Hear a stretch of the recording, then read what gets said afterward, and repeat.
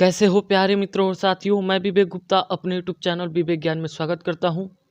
2021 में जो मैं मॉक टेस्ट लेके आ रहा हूं, सिर्फ अब की बार आपकी वर्दी होनी चाहिए और आपका जुनून होना चाहिए। बस चिल्का चलना है, बस चिल्का चलना है। बस आपकी एयरफोर्स में जितने भी फिजिक्स में क्वेश्चन आएंगे वो क्वेश्चन आपके सामने ही हो रहे हैं। वो क्वेश्चन मॉक टेस्ट के जरिए आपके सामने हो रहे हैं। बस आपको इसी में से 15 क्वेश्चन मैं कराऊंगा और इसी में से आप 8 क्वेश्चन कीजिए, 10 क्वेश्चन कीजिए, 11 क्वेश्चन कीजिए, तभी आप समझोगे कि मेरा फिजिक्स अभी तक पूरा है। तभी समझना मेरा फिजिक्स पूरा है। और क्वेश्चन स्टार्ट करते हैं। डेली मैं 15 क्वेश्चन लेके आऊँगा फिजिक्स का, वो भी इम्पोर्टेंट क्वेश्चन लेके आऊँगा। तो आपके साथ पहला जो क्वेश्चन है, वॉशिंग मशीन का कार्य सिद्धांत है। वॉशिंग मशीन का किस कार्य सिद्धांत पे कार्य करता है? उपकेंद्रण, अपकेंद्रण, विसरण, अवरोहन। तो किसके सिद्धांत पे कार्य करता है वॉशिंग मशीन? तो अपकेंद्रण के सिद्धांत पे कार्य करता है। अपकेंद्रण के सिद्धांत पे क्या करता है? कार्य करता है। अगले क्वेश्चन पे चलते हैं। अगला जो क्वेश्चन है दूसरा नंबर, एक लिफ्ट में किसी व्यक्ति का प्रत्यक्ष भार वास्तविक भार से कम होता है। एक लिफ्ट में किसी व्यक्ति का प्रत्यक्ष भार वास्तविक भार से कम होता है जब लिफ्ट जा रही है। समझना क्वेश्चन को, ये क्वेश्चन आया हुआ क्वेश्चन है कि एक लिफ्ट में किसी व्यक्ति का प्रत्यक्ष भार वास्तविक भार से कम होता है तब लिफ्ट जा रही है। समान गति के साथ नीचे, समान गति के साथ ऊपर, त्वरण के साथ नीचे, त्वरण के साथ ऊपर। तो इसका जो ऑप्शन सही होगा, त्वरण के साथ नीचे, त्वरण के साथ नीचे। एक लिफ्ट में किसी व्यक्ति का प्रत्यक्ष भार वास्तविक भार से कम होता है तो वह त्वरण के भार के साथ नीचे जाता है। तीसरे नंबर पर क्वेश्चन पे चलते हैं। तीसरा नंबर क्वेश्चन है कि पानी में लोहे की सुई डूब जाती है।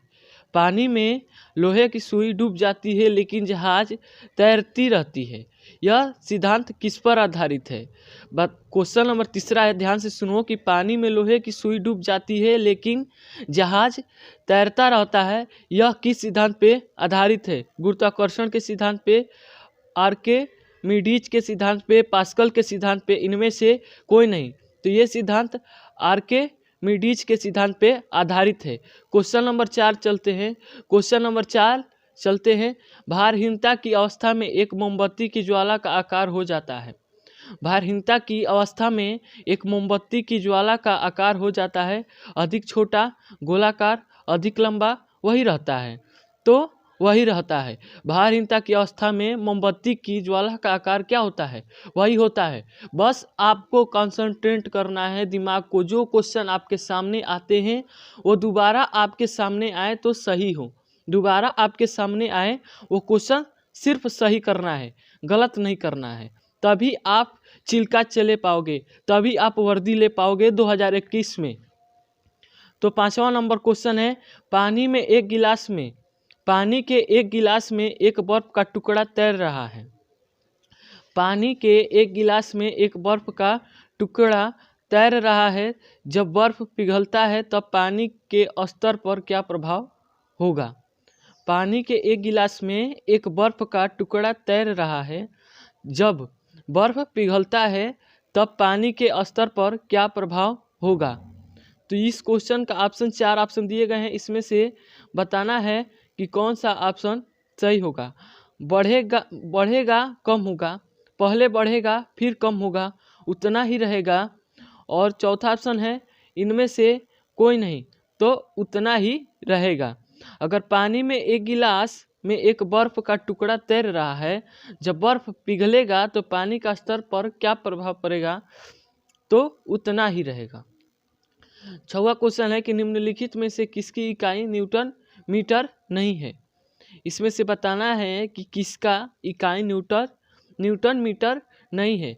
गतिज ऊर्जा, कार्य का, ऊर्जा का, बल का।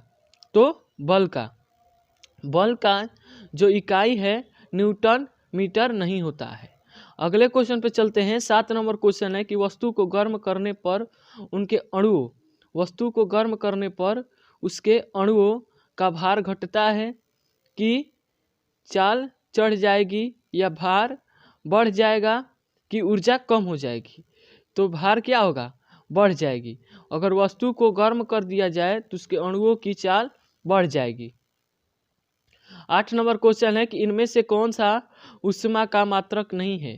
इसमें बताना है कि कौन सा ऊष्मा का मात्रक नहीं है। आप जानते हो कि कैलोरी क्या है, ऊष्मा का मात्रक है। जूल क्या है, ऊष्मा का मात्रक है।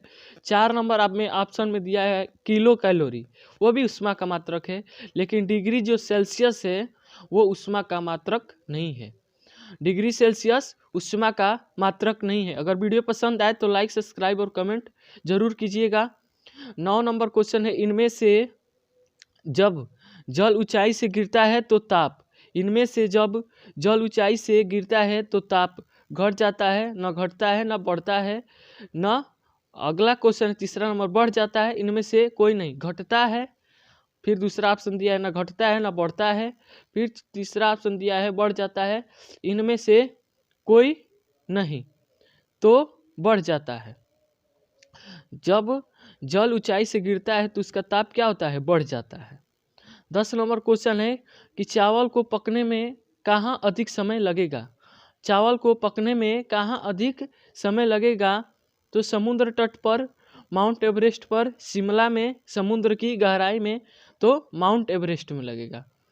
अगला क्वेश्चन है 11 नंबर क्वेश्चन कि वह ताप जिस पर बर्फ, पानी और वाष्प संतुलन में रहता है कहा जाता है। वह ताप जिस पर बर्फ, पानी और वाष्प संतुलन में रहता है कहा जाता है। क्वथनांक, क्रांतिक ताप, हिमांक, त्रिक बिंदु। तो उसे क्या कहेंगे हम, त्रिक बिंदु। जहाँ पर वह ताप जिस पर बर्फ, पानी और वाष्प तीनों दिए हैं, बर्फ, पानी और वाष्प संतुलन में रहते हैं, तो कहा जाता है, क्या कहा जाता है, त्रिक बिंदु कहा जाता है। 12 नंबर क्वेश्चन है कि किसी द्रव का वाष्पीकरण होने से उसका तापमान, किसी द्रव का वाष्पीकरण होने से उसका तापमान घटेगा, बढ़ेगा, तेजी से बढ़ेगा, अपवर्तित रहेगा। क्या कह रहा है, 12 नंबर क्वेश्चन कह रहा है किसी द्रव का वाष्पीकरण होने से उसका तापमान क्या होगा, घटेगा। 13 नंबर क्वेश्चन है कि निम्न तापी इंजनों का अनुप्रयोग होता है। निम्न तापी इंजनों का अनुप्रयोग होता है पनडुब्बी नोदन में, रॉकेट प्रायोगिक में और अति चालकता विषयक अनुसंधानों में और तुषार मुक्त प्रतिचित्रों में। क्वेश्चन कह रहा है कि निम्न इंजनों का अनुप्रयोग होता है, निम्न इंजनों का अनुप्रयोग होता है तो रॉकेट प्रायोगिक में, रॉकेट प्रायोगिक में होता है। अगला क्वेश्चन है कि वायुमंडल में प्रकाश के विसरण का कारण है।